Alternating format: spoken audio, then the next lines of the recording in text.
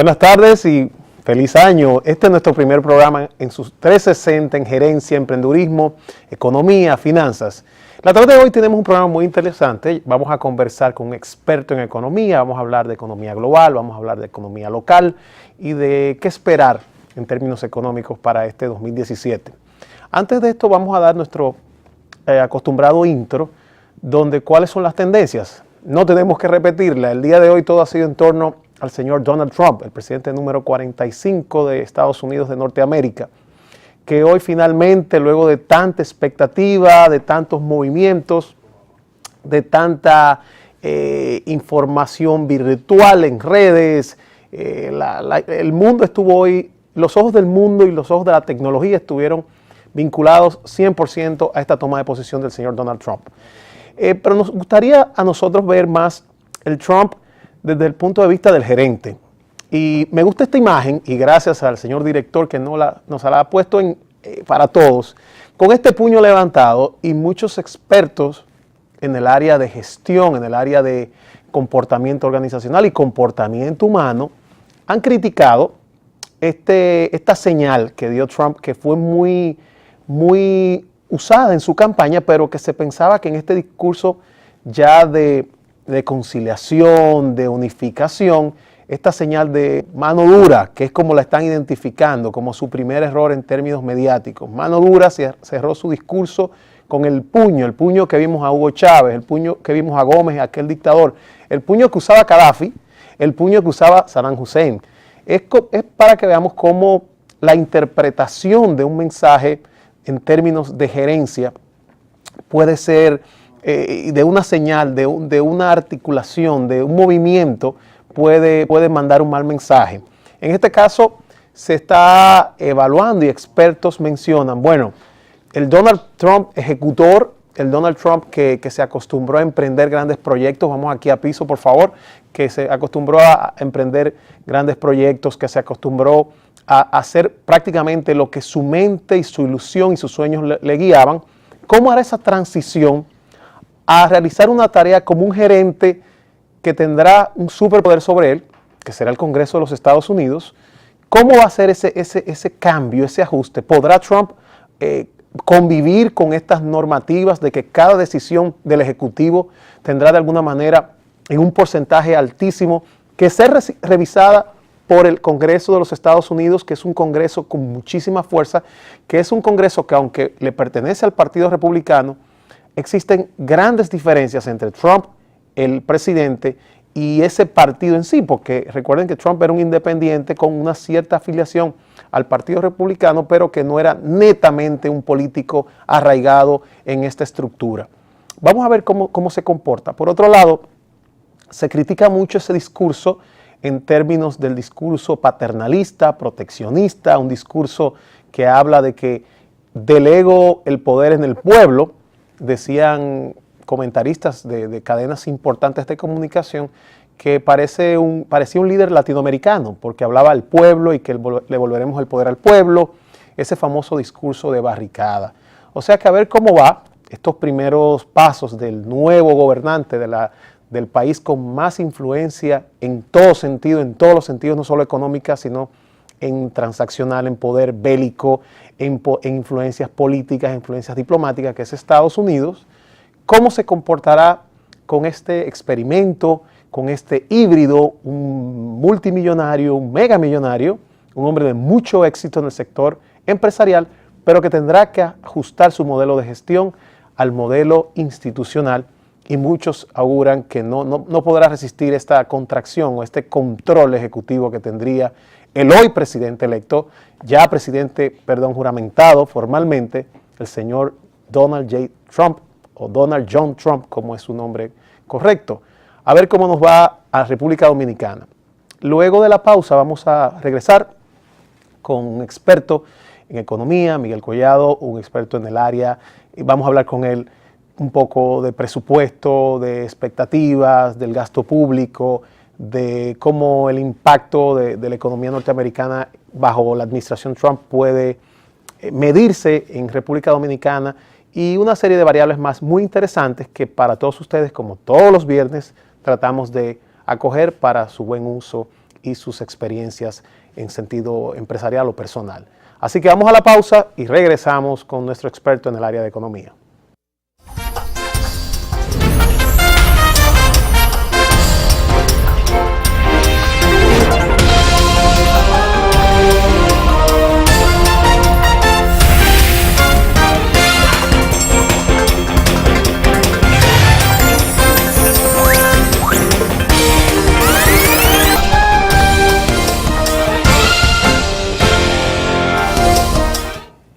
Bueno, y seguimos aquí como prometimos con un invitado muy especial con el que tendremos el placer de discutir sobre temas económicos en esta tarde.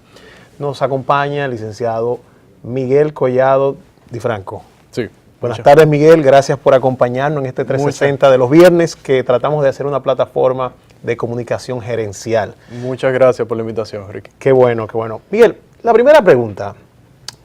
Año nuevo, expectativas de vida nueva, planes en términos macro, el Estado, pero hay planes individuales. Comencemos por el Estado, o sea, ¿qué tú como un experto recomiendas para este Estado que viene de un último trimestre muy difícil con esos fenómenos naturales que de alguna manera desequilibraron ese presupuesto y se enfrenta a un 2017 con muchos frentes abiertos, como se dice popularmente? Mira, no solamente, y tú tienes razón, el último trimestre por los efectos de los fenómenos naturales fue necesario mayor inversión en el mismo, que también continuará para este año 2017. Inversión en infraestructura y otros gastos relacionados con esos fenómenos. Pero hay que recordar que el año 2016 fue un año de elecciones generales. Eso de por sí tuvo una incidencia en el gasto público. Y nosotros desde el CRES, el Centro Regional de Estrategia Económica Sostenible, estimamos que el gasto público del 2016 va a cerrar, o cerró, superior, mientras se había presupuestado un 2.3% de déficit con relación al Producto Interno Bruto, al PIB, sería superior al 4%, entre 4 y 4.2%. Hacia donde se ha movido. Sí, es bastante, sobre todo por el incremento en el gasto público que mencionábamos, pero también por unos ingresos un poco inferiores a lo que se había se previeron estimado. y no se lograron. Entonces, en esas metas que nos coloca, por ejemplo, el FMI, que regulan mucho ese gasto con relación al PIB, ese deslizamiento, ¿nos darán una dispensa? O sea, ¿seguirán apoyándonos con una serie de...? No, nosotros en realidad ya no tenemos un compromiso con el país, no tiene un compromiso de hace tiempo con el Fondo Monetario como tenía antes de un plan en sí. Pero la valoración que ellos nos dan... ellos nos evalúan, sí, nos evalúan y sí van viendo la consecuencia de este incremento en el gasto que se traduce en los déficits, que es el endeudamiento público. Así es.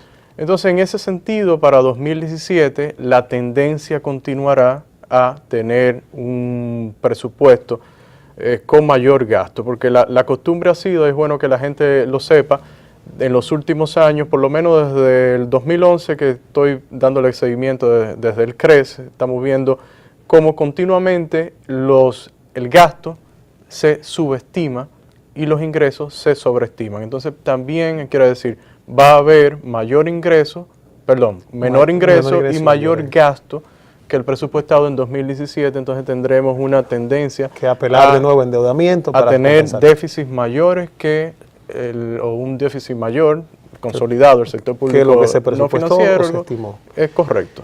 Entonces, Miguel, una pregunta. Abrimos el año, pacto fiscal, pacto eléctrico, que yo siento como que es mucho marca, posicionamiento, pero en términos de, bueno, vamos a definir este tema, vamos a tomar una decisión país, no llegamos a eso. Ustedes sé que tienen una posición muy interesante, sí, pero no se hace el match sector productivo, agentes, Estado. ¿Qué es lo que está pasando? Fíjate, con el pacto eléctrico sabemos que fue suspendido en aproximadamente agosto del año pasado, el 2016, y ahora, bueno, se ha anunciado que será retomado en el año. Ahora, en cuanto al pacto fiscal, que ambos juntos son dos mandatos de la Ley de Estrategia Nacional de Desarrollo que debieron haberse cumplido en el 2015, correcto, o llevado a efecto de acuerdo a lo que dice la ley. Con relación al segundo, al pacto fiscal, hay mucha incertidumbre, está en un limbo. Definitivamente no se sabe cuál es la intención de las autoridades que son las que llevan el liderazgo en convocar a las partes que participan en el pacto o en los pactos. Sí nos hacías el planteamiento de que desde el CRES hemos tenido o tenemos dos iniciativas que serían las que podrían usarse de modelo para complementarse entre sí y echar adelante y ser la base de un pacto fiscal, que son una ley de responsabilidad fiscal que llevaría reglas de gastos, reglas de déficit, reglas de endeudamiento, como alrededor de 90 países tienen este tipo de reglas. ¿Sería el Congreso que aprobaría cualquier movimiento o se empoderaría cualquier? De hecho, buena pregunta, porque es bueno que se sepa que desde el 2013, cuando el CRES junto con FINJUS, la Fundación Institucionalidad y Justicia, elaboraron el anteproyecto de ley, fue introducido al Congreso. Ha pasado varias legislaturas, pero ha sido reintroducido. Ahora mismo está... de postergarlo, diría yo. Sí, pero por lo menos lo que hay que tener presente es que lo dice la Ley de Estrategia Nacional de Desarrollo, que el pacto fiscal debe llevar esta ley de responsabilidad fiscal. Entonces es bueno que se sepa que existe un anteproyecto ya desde el 2013 y que sería cuestión de tener la voluntad política ya de que se mueva dentro del Congreso y que sea aprobado y que posteriormente sea promulgado y no solamente que se quede ahí, sino que sea cumplido en efecto, correcto. Una pregunta en la parte fiscal. Muchos emprendedores, muchas personas que de alguna manera están haciendo su introducción a la micro y pequeña empresa, tienen una aprensión, tienen una indefinición con el tema del ITEVIS. Yo estuve leyendo un artículo muy interesante tuyo en el periódico El Dinero sobre una suerte, una indefinición que hay porque llamamos ITEVIS, pero es un IVA. Sí. Entonces decías, hay que cambiarle el nombre, hay que transformar. Y yo creo que hay mucha distorsión. Si nos pudieras dar un poquito de luz en ese sentido, porque la verdad que siempre en foros, en conversatorios, esa pregunta surge. Mira, gracias por traer a colación esto. El ITEVIS, que es un IVA, un impuesto al valor agregado, que es como se le llama internacionalmente. Sí. Aquí a mí me tocó interactuar mucho en México porque allí estudié y me chocaba cuando escuchaba lo del IVA y luego entendí el por qué y me identifiqué mucho con tu artículo. Hay una razón histórica de por qué aquí se le llama ITEVIS, porque fue que se quiso introducir como IVA, pero hubo una aprensión, o sea, hubo sectores que se opusieron, entonces luego se volvió a introducir, estamos hablando de los años 80, como IVA se pasó. Mira, el IVA, además de que es la tercera tasa más alta que la de República Dominicana con relación a los demás países del continente, de un 18%, la tasa máxima, y tenemos una de 16%, pues eso encarece hacer negocios en República Dominicana y vivir en República Dominicana. Definitivamente. Porque, en fin, al cabo, lo retiene quien tiene el comercio, la empresa, pero quien lo termina pagando es el consumidor. Entonces, lo que quiero decir es, rápidamente, el IVA o el ITEVIS, en este caso, se enmarca dentro de un sistema tributario muy complejo. Ahí tenemos en la prensa de ayer y de hoy, ha estado saliendo el mismo director de la DGI, de la Dirección General de Impuestos Internos, diciendo que tenemos un sistema tributario muy complejo, no solamente para los contribuyentes, sino para la misma... Que difiere mucho con el aparato productivo y con el modelo de cómo se transan las operaciones de República Dominicana. Hay mucha confusión. Y entonces por eso definitivamente cualquier emprendedor que quiera iniciar un negocio, que ya tiene un negocio en marcha, pues definitivamente este ambiente impositivo no le es favorable y eso es lo que deseamos cambiar en República Dominicana, lo que proponemos desde el CRES, y es bueno que hayan voces como el Director General de Impuestos Internos que diga que definitivamente es muy complejo el sistema tributario. Definitivamente.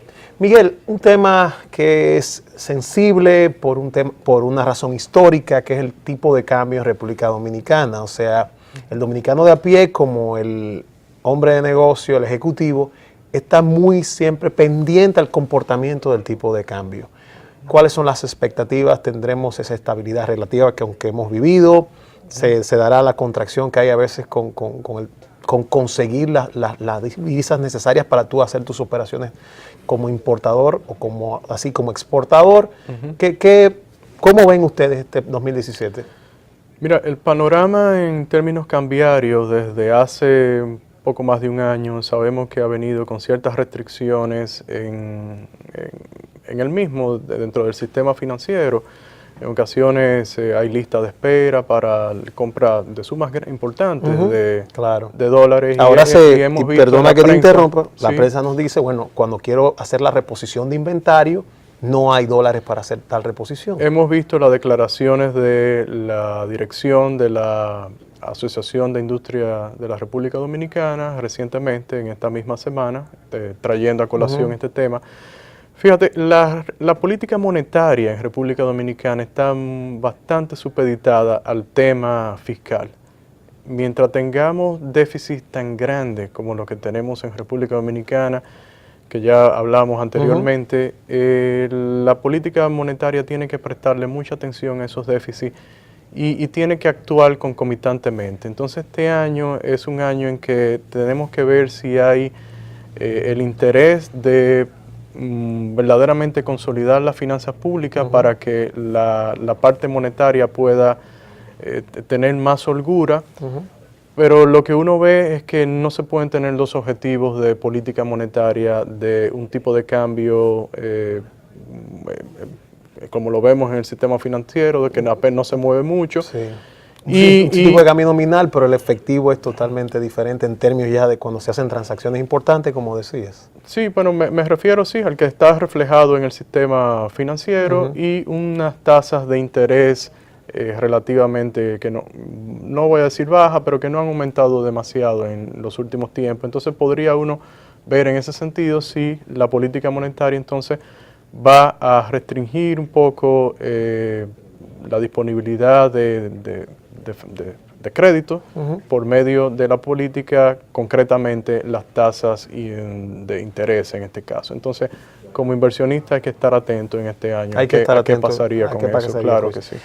Y yo estuve observando también que hablabas de esa mucha desinformación que tenemos. A veces pensamos, bueno, crecimiento económico, y estoy tratando de conectar con lo que acabas de decir, contrae, otras veces te dicen, no, si crece, no hay contracción, hay una liberación, hay una sobreinversión. ¿Qué ocurre realmente? ¿Tú te refieres? Cuando decimos, bueno, hay un crecimiento, hablamos aquí que crecemos al 5, 7, hay cifras que a veces las cifras oficiales 6.25, dicen exacto, que para el año pasado, dicen las cifras oficiales.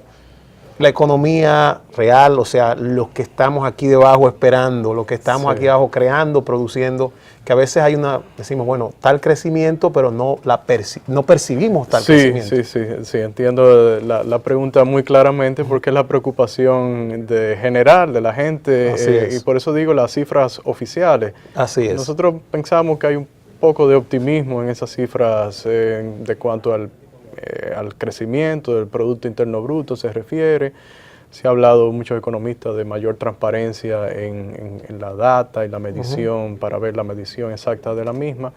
Lo que hay que tener en cuenta, nosotros decimos, mira, una economía como esta, creciendo al 4,5%, que pensamos nosotros que puede ser el crecimiento que tiene, no es malo, lo ideal es que sea superior porque tenemos unos ingresos muy bajos y tenemos una pobreza bastante generalizada, además de desempleo, importante. Y eso hay que reducirlo. Entonces lo que nosotros decimos es, ¿qué es lo que han hecho otros países para crecer verdaderamente a tasas altas, pero que se sienta, que se traduzca verdaderamente en bienestar en términos de menos desempleo, de menos pobreza y de mayores ingresos?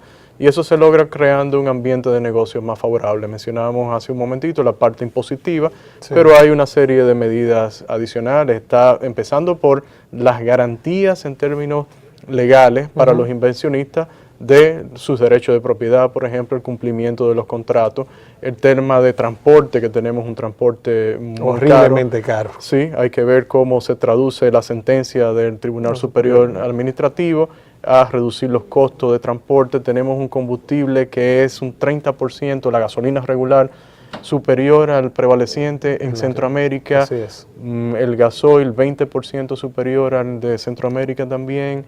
En parte, una gran medida por la parte impositiva. Necesitamos reformas en el mercado laboral también. Es decir, hay una serie de reformas pendientes que se han venido discutiendo, pero que es el momento ya para no seguir con este rezago en Y términos llevarlo a la ejecución, ¿no? Correcto. Una pregunta, y hablando de la parte laboral, tenemos indicadores de que ese salario real del ciudadano que está prestando un servicio ha perdido 20, muchos dicen 30%, dicen otros, de su valor con relación al año 2000, 2001, año 2002. ¿Qué ha pasado? ¿Cómo recuperar la calidad del salario para el empleado, no importa la categoría que tenga dentro de una organización? Sí, fíjate, primero hay que ver en términos con relación a la productividad, esa productividad con la que se compara, también de que se dice que se ha incrementado y que los salarios no han aumentado al mismo nivel.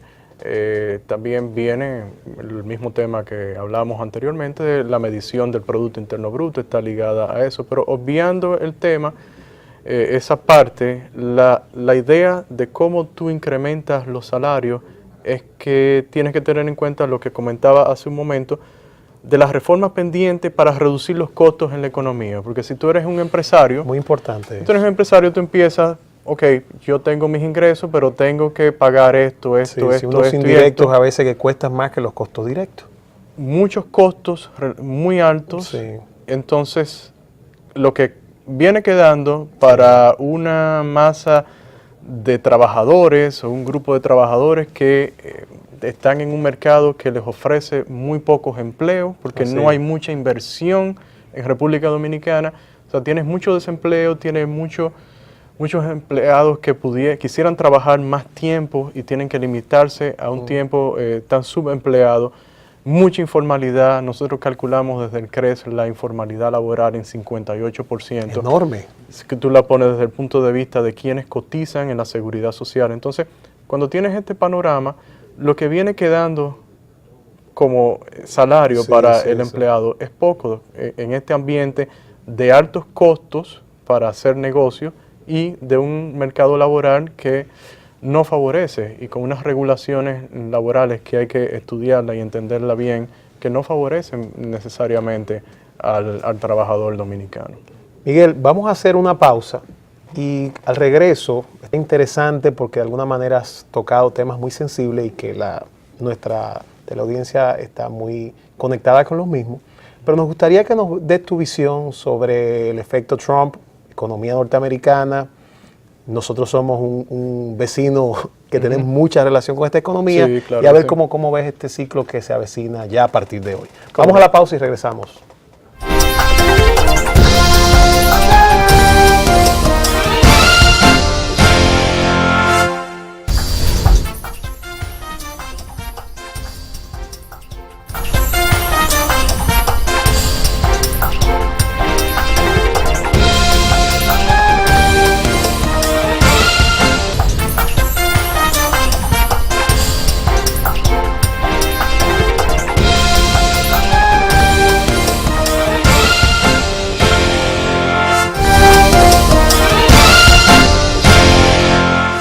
Bueno, estamos aquí de regreso y como habíamos prometido, en el segmento pasado hablábamos de, el evento del día. Mr. Donald Trump es el presidente de los Estados Unidos y para República Dominicana como economía, lo que ocurre en ese estado, en ese país, como decimos, el coloso del norte, es muy importante. Y queremos preguntarte, Miguel, ¿cómo ves, cómo observas tú lo que ustedes como comisión, donde se dan grandes estrategias, qué proyectan de esta gestión en términos económicos de Donald Trump y su efecto, si se podría lograr ver algo en República Dominicana?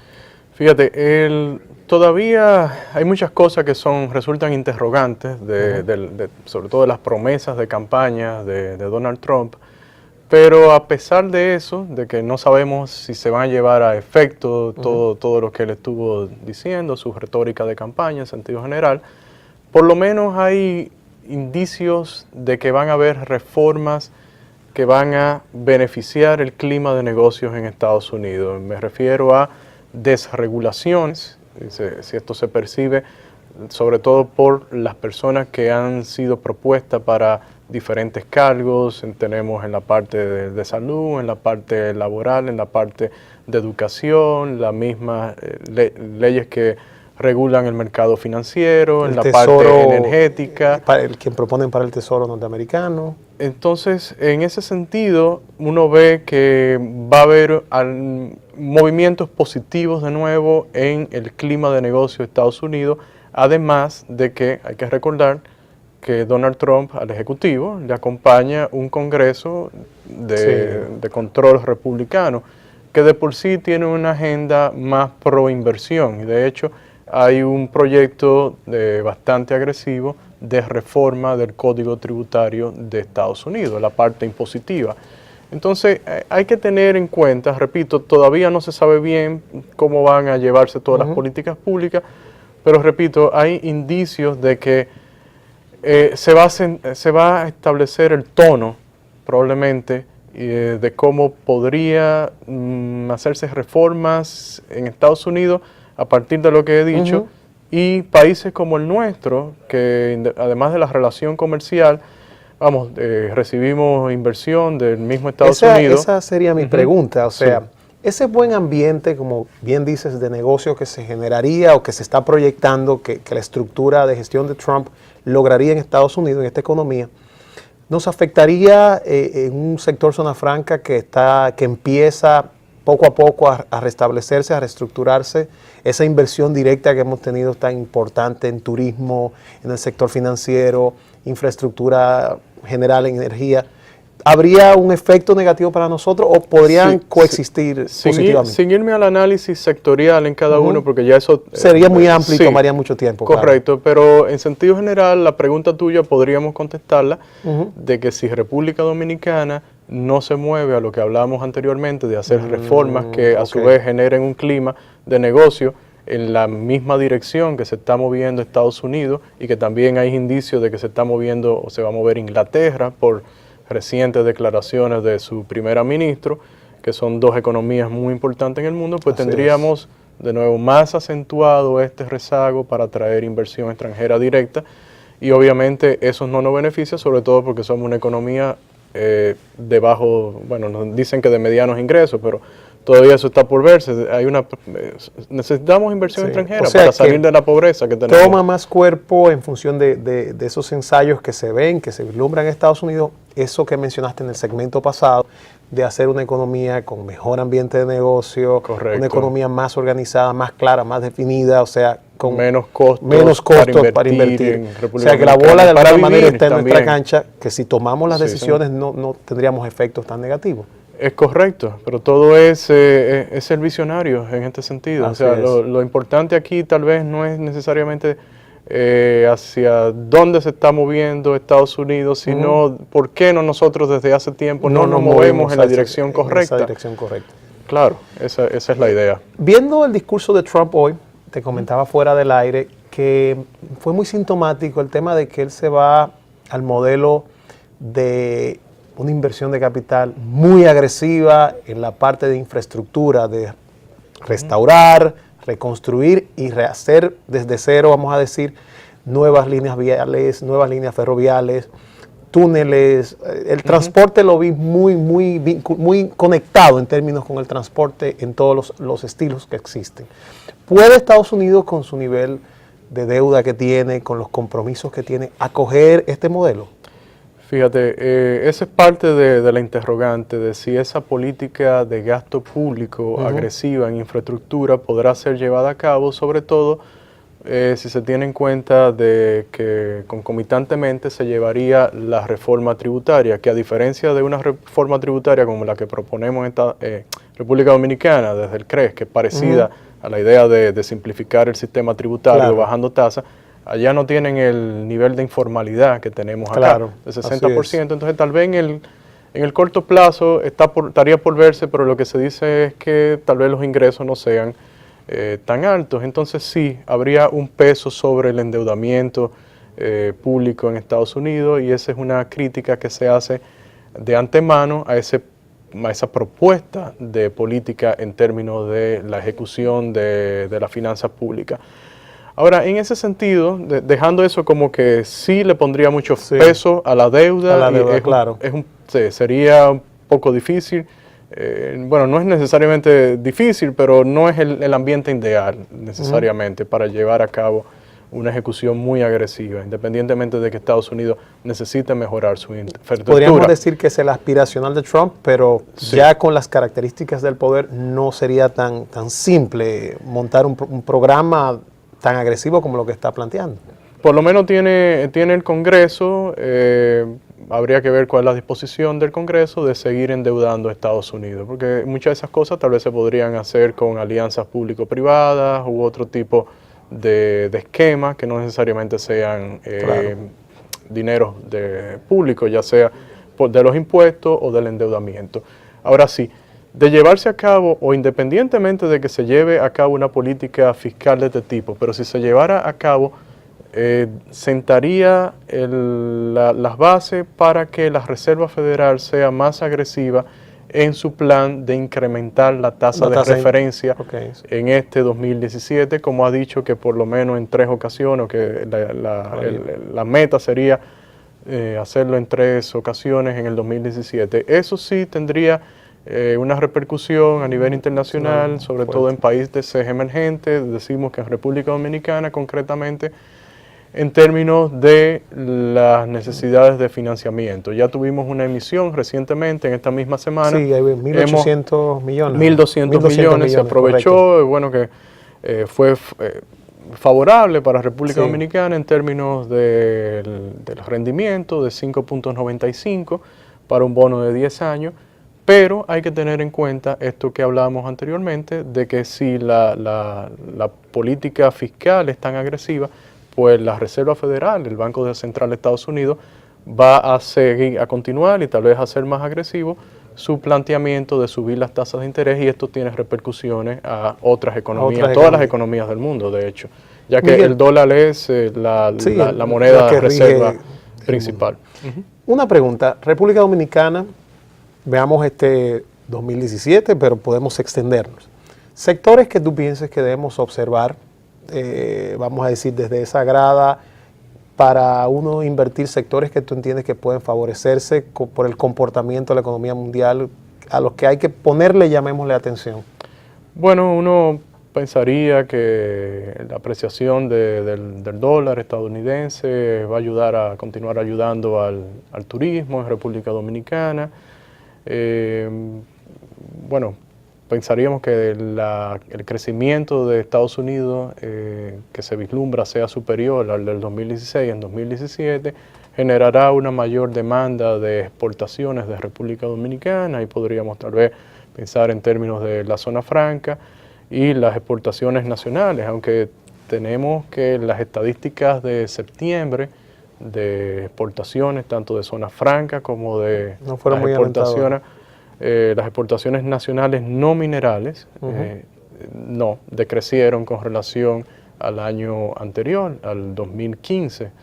Y esta es una tendencia sobre todo en las exportaciones nacionales que se viene generando desde hace varios años, por lo menos en el 2013, sí, concretamente del 2013. Entonces, continúa el tema de que en República Dominicana es necesario crear en sentido general un ambiente de negocio que sea más favorable a la misma generación de inversiones locales como a poder atraer inversión de fuera. Hay una de las estructuras o de los elementos estructurales de nuestra economía que es remesas, que de alguna manera esa segunda, tercera, cuarta generación que está fuera del país está perdiendo arraigo, con vínculo con nuestra sociedad. ¿Cómo vamos a compensar? Porque en un momento, en 15 años, en 10 años, puede que esos 4.000, 5.000 millones de dólares. Un poco más de 5.000 millones, sí. Exacto, que están llegando al país, se conviertan en 2.500, en 3.000 y empiece un desmonte por el arraigo que hablábamos de que ya la tercera, cuarta generación no tiene vínculo, aquí no tiene a quién enviarle. ¿Cómo nuestra economía podría compensar este vacío que se daría de nuevo, ahí viene el tema de la posibilidad de República Dominicana de aprovechar su relación comercial con la economía más grande del mundo. Nosotros somos privilegiados. Aquí se a veces se quiere satanizar el DER-CAFTA Sí. sin entender verdaderamente cuáles son los grandes beneficios que tiene. Y perdona en que términos interrumpa, conozco de microempresarios que han aprovechado y se han empapado bien de ese tratado y que en términos de colocación de negocios le ha ido muy bien. Sí, porque es que si tú quieres exportar, y ese es el norte que debemos de tener para poder generar mayor ingreso de divisas a República Dominicana, debes de pensar a quién lo vas a hacer. Bueno, pues tienes la economía más grande del mundo, la tienes en avión a unas 2 horas de Así distancia y en barco A pocos días. a pocos días. O sea, tienes una posición verdaderamente privilegiada de que te hayan abierto esa economía, y no solamente la economía de Estados Unidos, tenemos el acuerdo del EPA con Europa. Entonces tú tienes el mercado de Estados Unidos y el mercado europeo. Entonces, la posición de República Dominicana debiera ser a que, siendo una economía tan pequeña, pero abierta y con la posibilidad de exportar a esos dos grandes mercados, bueno, pues aprovecharla. Ahora, no solamente se necesita la voluntad y el cambio cultural Ahí volvemos de querer hacer el esfuerzo de Claro, ser agresivo. El inversionista, sino que correcto, el Estado tiene que haber un local. acompañamiento. Pero deben existir las reformas que hemos venido hablando en el programa, que propicien que eso suceda en términos del ambiente de negocio y de reducir los costos, porque tú no vas a poder exportar si tienes costos muy altos. Así es, así Entonces, pero las oportunidades están ahí, y creo que somos envidia de muchos países de poder tener la ubicación geográfica y un acuerdo comercial de este tipo con Estados Unidos. Miguel, ya tomando y recogiendo, como dicen, de este excelente conversatorio, porque la verdad que me he sentido muy cómodo. Muchas y gracias. La audiencia de alguna manera nos ha conectado, nos ha informado, que también ha sido muy didáctico. O sea Bien. que te agradecemos tu tiempo. Un placer, Pero antes sí. de concluir contigo, o sea, ¿puede República Dominicana, una de sus debilidades, que me hacían esa pregunta a través de redes, ¿puede República Dominicana solucionar ese, vamos a decir, desagüe económico que hay con el tema eléctrico?